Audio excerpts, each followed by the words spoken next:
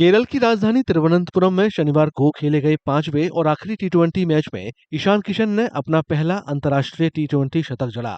साथ में सूर्य कुमार यादव के अर्धशतक और अर्शदीप सिंह के 5 विकेट की बदौलत भारत ने न्यूजीलैंड को 46 रन से करारी शिकस्त दी। इसके साथ भारत ने 4-1 से श्रृंखला अपने नाम कर ली। भारत ने पहले बल्लेबाजी करते हुए 5 विकेट पर 271 रन का विशाल स्कोर खड़ा किया। ईशान किशन ने 43 गेंद में 103 रन की तूफानी पारी खेली। इसमें 6 चौके और 10 छक्के शामिल थे। कप्तान सूर्य कुमार यादव ने 30 गेंद में 63 धुआंधार रन बनाए।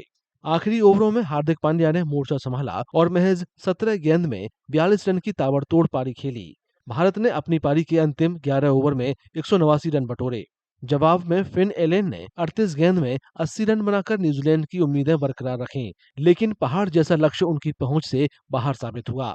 शुरुआती ओवरों में महंगी गेंदबाजी के बाद अर्शदीप सिंह ने शानदार वापसी की और 51 रन देकर 5 विकेट झटके।